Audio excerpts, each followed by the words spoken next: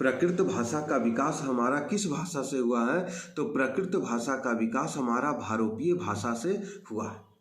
तो यहाँ तक ये बात इम्पोर्टेंट हो गया। बहुत सारी भाषाओं का विकास जो हुआ है भारोपीय। भारोपीय किसको कहते हैं? भारतीय और यूरोपीय भाषाओं का जिससे विकास होता है उसी भाषा को हम लोग भारोपीय भाषा के नाम से जानते हैं। हमारी आर्य जो भाषा है, आर्य भाषा, ये भी भारोपीय भाषा के ही अंतर्गत हमारा आता है। आर्य तो एक श्रेष्ठ को दर्शाता है, लेकिन आर्य भाषाओं का जो भी विकास हुआ वह भी भारोपीय भाषा ही है। देखिए, भारत में 4 भाषा परिवार पाए जाते हैं। भारत में कितने भाषा परिवार पाए जाते हैं? तो भारत में 4 भाषा परिवार आपको देखने को मिलते हैं। भारत में 4 भाषा परिवार, 4 भाषा परिवार देखने को मिलते हैं, मिलते हैं। इस पॉइंट को भी आप वेरी इंपॉर्टेंट कीजिए कि भारत में कितने भाषा परिवार हमें देखने को मिलते हैं। तो भारत में 4 भाषा परिवार हमें देखने को मिलते हैं। और वह 4 भाषा परिवार कौन कौन है? तो पहला है भारोपीय भाषा परिवार। भारोपीय भाषा परिवार, ठीक है। भारोपीय भाषा परिवार के लोग ये कितने प्रतिशत हैं? तो ये 73% है जो भारत में पाए जाते हैं। भारोपीय भाषा परिवार के अंतर्गत 73% लोग ऐसे हैं जो भारत में रहते हैं और वो बोलते हैं। दूसरा जो आता है वह द्रविड़ भाषा परिवार आता है।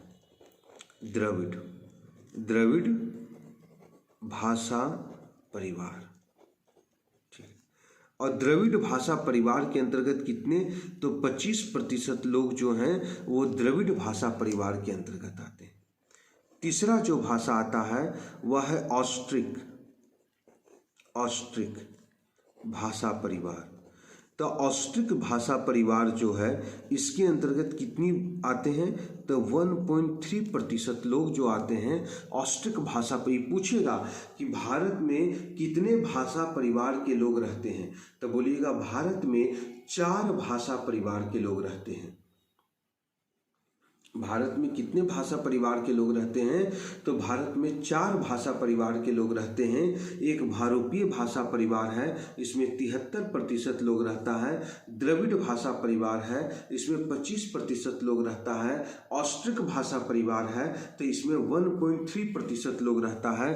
और चौथा जो था चीनी तिब्बती भाषा परिवार है।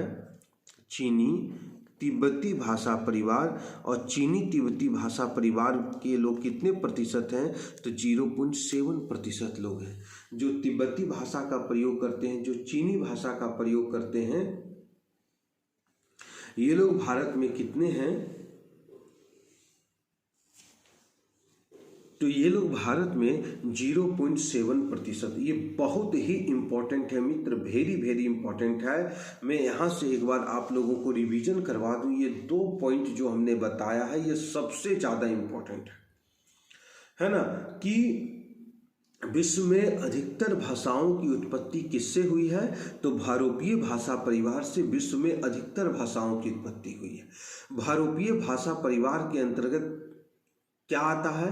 तो इसके अंतर्गत भारतीय और यूरोपीय जो भाषा परिवार हैं वही आते हैं। और भारतीय और यूरोपीय भाषा परिवार कौन कौन है?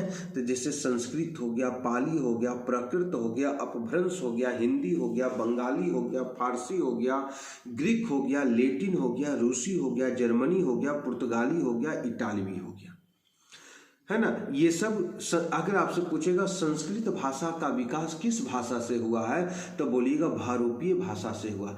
हिंदी भाषा का विकास किस भाषा से हुआ है? तो भारोपीय भाषा से ही हुआ है, क्योंकि हिंदी भाषा जो है वह संस्कृत से निकला है। और संस्कृत का विकास किससे हुआ? तो भारोपीय से। तो हिंदी का भी विकास किससे होगा? तो भारोपीय भाषा से ही।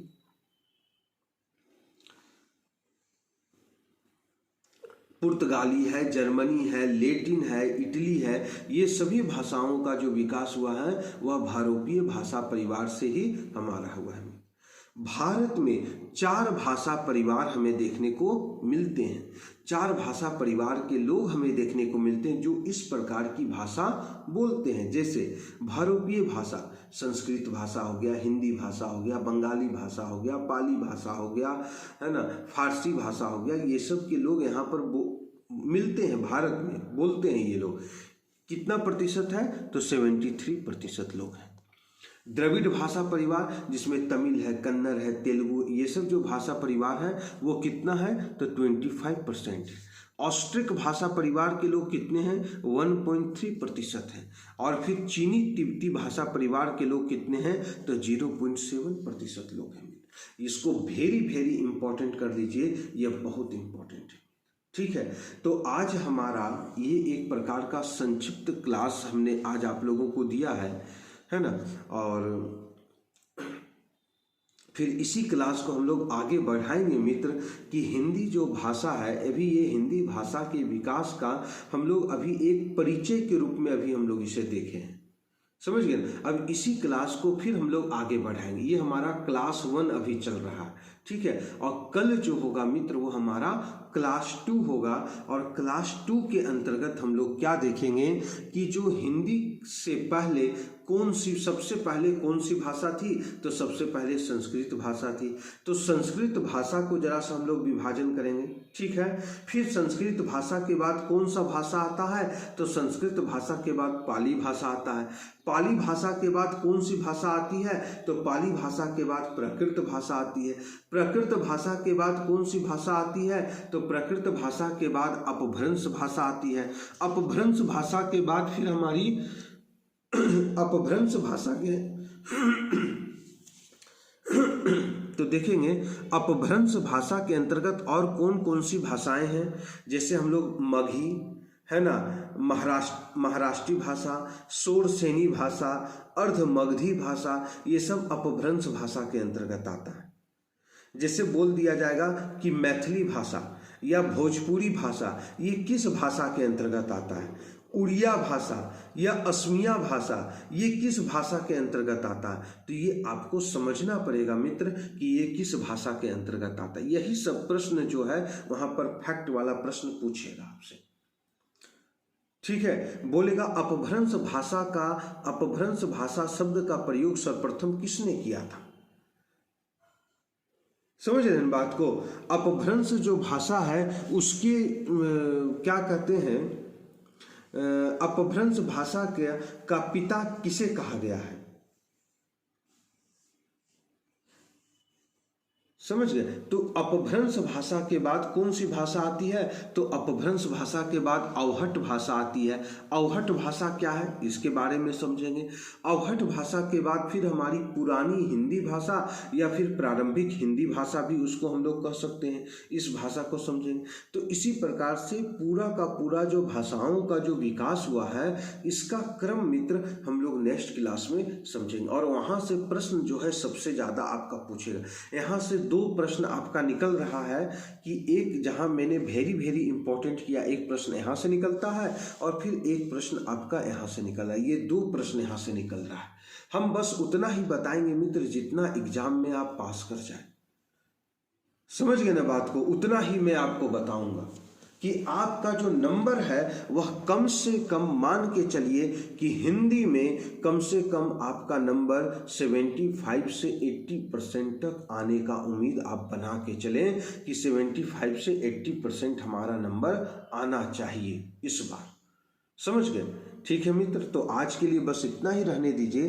कल हम लोग फिर मिलते हैं इसी समय, है ना। आपका जो 6 बजे 6:30 बजे से यह क्लास मैं स्टार्ट करूंगा, आपको 6:30 पौने 7 से यह स्टार्ट कर दूंगा क्लास, ठीक है।